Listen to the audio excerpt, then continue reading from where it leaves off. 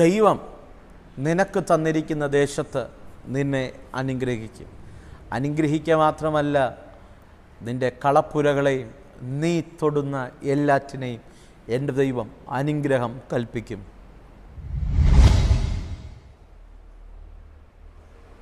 Praise the Lord.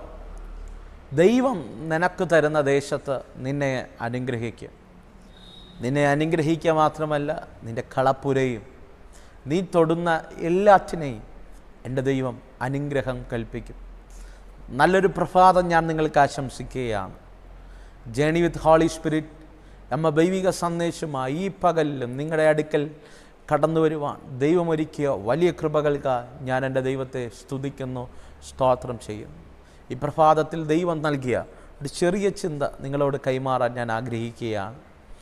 ആവർത്തനങ്ങളുടെ പുസ്തകം 28-ാം അധ്യായം അതിൻ്റെ 8-ാമത്തെ വാക്യം ഇങ്ങനെ വായിക്കുന്നു: യഹോവ നിൻ്റെ കളപ്പുരകളും നീ തൊടുന്ന എല്ലാറ്റിനും നിനക്ക് അനുഗ്രഹം കൽപ്പിക്കും.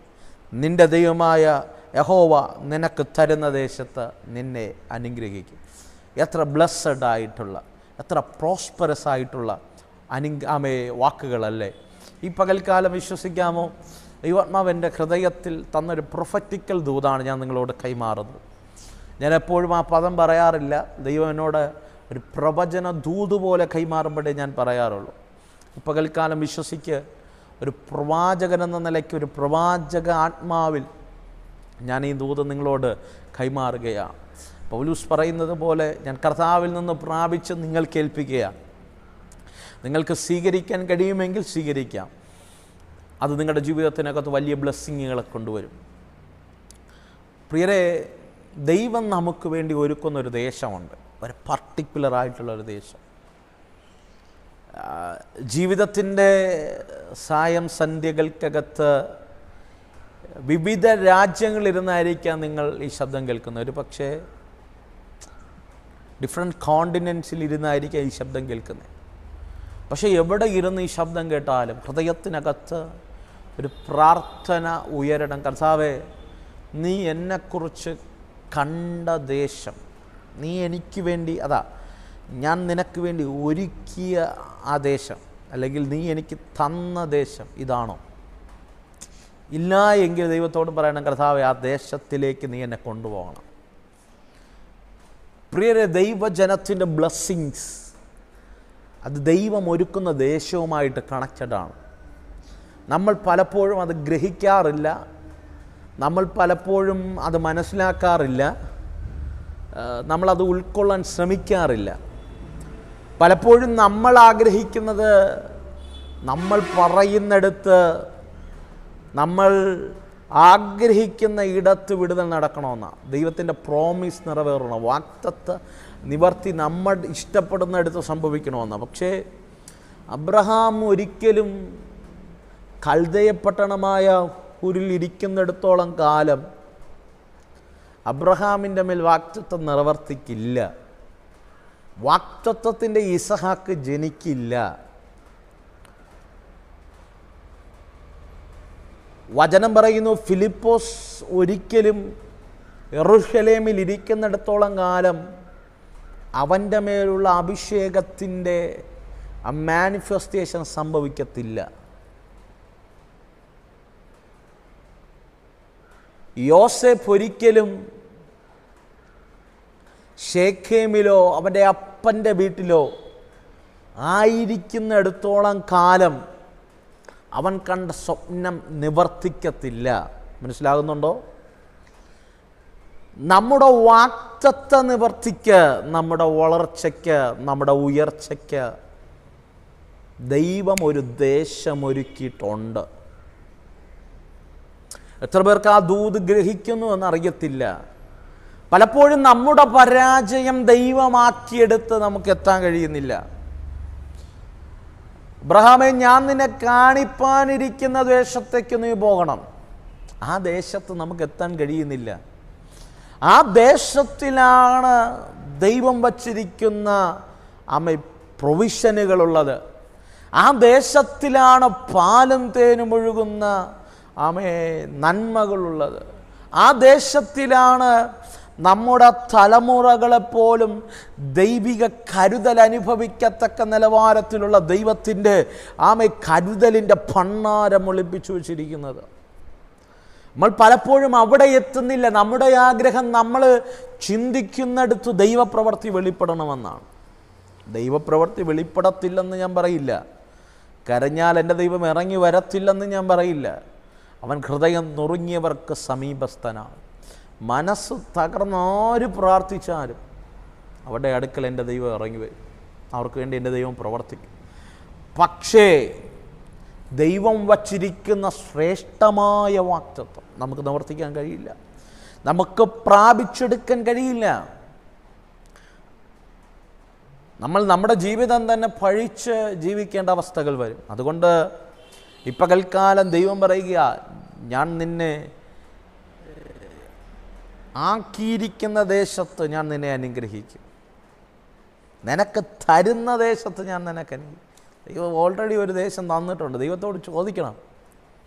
ഞാൻ ഈ സന്ദേശം നിങ്ങൾക്ക് കൈമാറുമ്പോൾ തിരുവനന്തപുരം പട്ടണത്തിലിരുന്നാണ് കൈമാറുന്നത്. കർത്താവേ, ഈ ദേശമാണോ ദൈവം നീ എനിക്ക് ഒരുക്കിയിരിക്കുന്നത്? ഇല്ലെങ്കിൽ അമ്മേ എന്നെ നീ അവിടത്തേക്ക് എത്തിക്കണം. മനസ്സിലാകുന്നുണ്ടോ? നിങ്ങൾ പ്രാർത്ഥിക്കണം, മാതാപിതാക്കൾ പ്രാർത്ഥിക്കണം. എൻ്റെ തലമുറയ്ക്ക് വേണ്ടി ഒരുക്കിയ ദേശമേതാണ്, ഭവനമേതാണ്, രാജ്യമേതാണ്?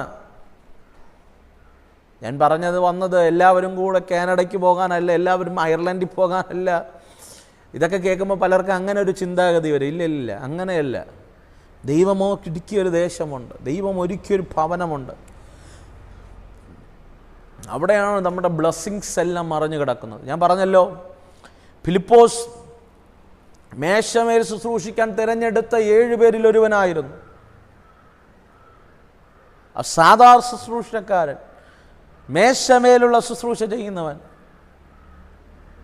എടുത്തു പറയാനൊന്നുമില്ല, വലിയ മിനിസ്ട്രി ഒന്നുമില്ല. പക്ഷെ വചനം പറയുന്നു, സഭ ചിതറി, പീഡ വർദ്ധിച്ചു. യെരൂശലേമിൽ നിന്ന് സഭ ചിതറി. ഫിലിപ്പോസോ ശമരിയ പട്ടണത്തിലെത്തി. ശമരിയയിൽ ഫിലിപ്പോസ് എത്തിയപ്പോഴാണ് ശമരിയയിൽ അത്ഭുതങ്ങളും അടയാളങ്ങളും സംഭവിച്ചത്. എന്ന് പറഞ്ഞാൽ മേശമേൽ ശുശ്രൂഷിച്ചപ്പോൾ വെളിപ്പെടാത്ത ദൈവത്തിൻ്റെ പ്രോമിസുകൾ, വാഗ്ദത്തങ്ങൾ ശമരിയയിൽ കാലെടുത്ത് വച്ചതും സംഭവിക്കാൻ തുടങ്ങി. മന്ത്രവാദികൾ പോലും ഫിലിപ്പോസിൻ്റെ അടുക്കൽ വന്ന് മുട്ടുകുത്തത്തക്ക നിലവാരത്തിൽ അത്ഭുതങ്ങൾ സംഭവിക്കാൻ തുടങ്ങി. കർത്താവിൻ്റെ കൂടെ നടന്ന അപ്പോസ്തലന്മാരാൽ പോലും ചെയ്തെടുക്കാൻ കഴിയാത്ത ശ്രേഷ്ഠമേറിയ ശുശ്രൂഷകൾ മേശമേൽ ശുശ്രൂഷ ചെയ്തുകൊണ്ടിരുന്ന ഫിലിപ്പോസ് ചെയ്യാൻ തുടങ്ങി. ഷണ്ണനെ സ്നാനപ്പെടുത്താനിടയായി. പരിശുദ്ധാത്മാവ് ഫിലിപ്പോസിനെ എടുത്തുകൊണ്ടുപോയി. Why it happen? അവൻ എത്തേണ്ടടുത്തെത്തി.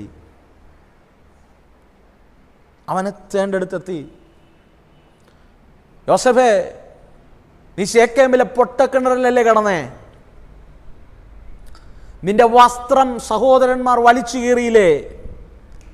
കാട്ടുമൃഗം ഭക്ഷിച്ചു, നിന്നെ കൊന്നുകളഞ്ഞു എന്ന് തെളിയിക്കേണ്ടതിന് വേണ്ടി നാട്ടുമൃഗത്തിൻ്റെ രക്തം അടയാളമാക്കി നിന്റെ അങ്കിയുമായി, കീറിപ്പറഞ്ഞ അങ്കിയുമായി നിന്റെ അപ്പൻ്റെ അടുക്കൽ തെളിവ് സഹിതം നിരത്തിയില്ലേ?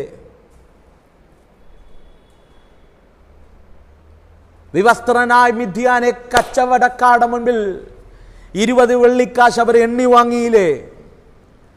ഇതെല്ലാം സംഭവിച്ചില്ലേ? എന്നിട്ടും നീ എന്തേ കുലുങ്ങാത്തേ? നീ എന്തേ തകർന്നെന്നോണ്ട് നിലവിളി വിളിക്കാത്തേ? യോസേഫിനറിയാം, എനിക്ക് ദൈവം ഒരുക്കുന്നൊരു ദേശമുണ്ട്. അവിടെ എത്തിയാലേ എൻ്റെ വാഗ്ദത്ത നിവർത്തി സംഭവിക്കൂ. ദൈവം പറഞ്ഞ പ്രോമിസ് എന്നിൽ വെളിപ്പെടണമെങ്കിൽ ഞാൻ ശേക്കേമിൽ കിടന്നാൽ പറ്റില്ല, ഞാൻ മിസ്രൈമിലെത്തിയേ പറ്റൂ.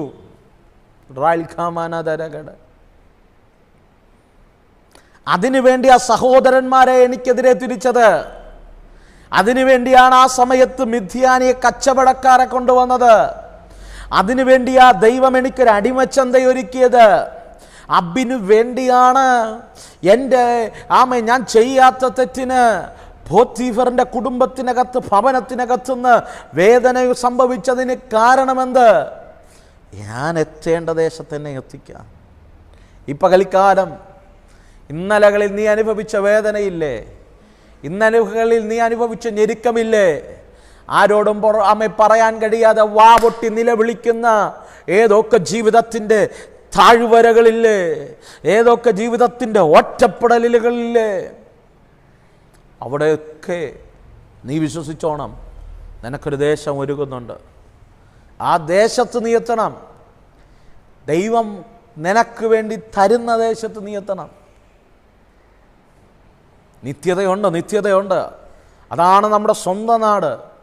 അതുമാത്രമല്ല, ഈ ഭൂമിയിൽ ദൈവം വച്ചിരിക്കുന്ന ചില ശുശ്രൂഷകൾ നിനക്ക് ചെയ്ത് തീർക്കണ്ടേ? ദൈവം വച്ചിരിക്കുന്ന ചില വാഗ്ദത്ത നിവർത്തികൾ നിനക്ക് ചെയ്യണ്ടേ? നിന്നിലൂടെ ദൈവരാജ്യത്തെ പണിയണ്ടേ? അങ്ങെത്തുന്നതിന് മുമ്പ് ചിലരെ കൂടെ ദൈവകൃപയിൽ ആനയിക്കണ്ടേ? അങ്ങെത്തുന്നതിന് മുമ്പ് അനേക മിഷണറിമാരെ എഴുന്നേൽപ്പിക്കണ്ടേ? അങ്ങെത്തുന്നതിന് മുമ്പ് അനേക സഭകൾ സ്ഥാപിക്കണ്ടേ? അങ്ങെത്തുന്നതിന് മുമ്പ് അർഹതയില്ലാത്ത രീതിയിൽ ചിലരെയൊക്കെ കരം പിടിച്ചൊന്ന് ഉയർത്തണ്ടേ? അവിടെ എത്തുമ്പോൾ നല്ലവനും വിശ്വസ്തനുമായ ദാസനെ എന്ന് കേൾക്കണമെങ്കിൽ ദൈവത്തിൻ്റെ പ്രോമിസ് ഇവിടെ വെളിപ്പെടാൻ നീ എത്തേണ്ട ചില ദേശമുണ്ട്. നീ കണ്ടുമുട്ടേണ്ട ചില വ്യക്തി ജീവിതങ്ങളുണ്ട്. മനസ്സിലാകുന്നുണ്ടോ? അതിനുവേണ്ടി ഈ പകൽക്കാലം പ്രാർത്ഥിക്കണം. ഈ പകൽക്കാലം അതുപോലൊരു നിയോഗം ചിലരുടെ മേൽ ചലിക്കും. ഭാവി സംബന്ധമായി, ഉപജീവന സംബന്ധമായി, ബിസിനസ് സംബന്ധമായി ചിലതിൻ്റെ കണ്ണുനീർ തുടയ്ക്കാൻ എൻ്റെ ദൈവം ചിലതിനെ വഴിതിരിക്കും.